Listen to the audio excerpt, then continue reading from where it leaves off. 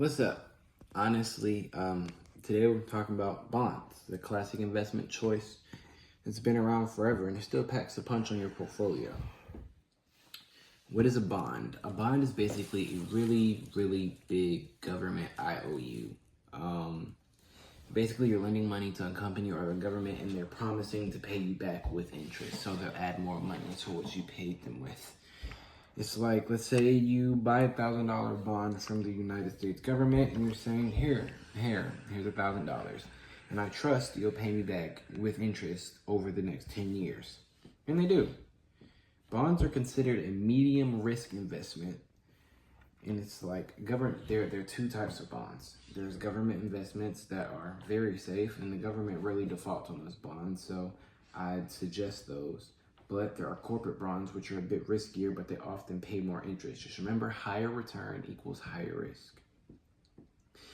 Return on bonds isn't super flashy, but it's a steady income. Government bonds are normally 2 to 4%, while corporate bonds are 4 to 6%. This may not sound exciting, but it beats letting your money sit in a savings account doing nothing. You don't want it just sitting there and it's like, it's not going anywhere. It's always good to add to your money. Two real world examples would be a U.S. Treasury bond. You invest $1,000 in a 10-year bond at 3% interest. Every year you earn $30 until maturity. Safe, slow, and steady. Corporate bond from Apple. You lend Apple $1,000 through a bond and they pay you 5% a year. That's $50 annually, more money, and a tiny bit more risk. So why go with bonds? They're great for beginners. They help diversify your investments.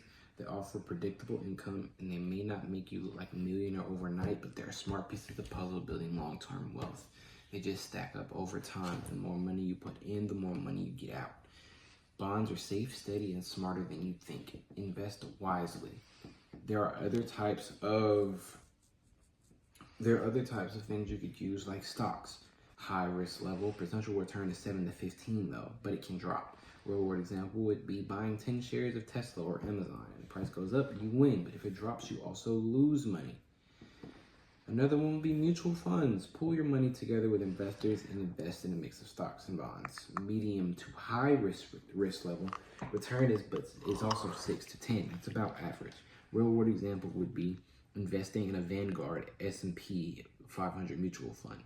You get a piece of hundreds of companies spreading out the risk.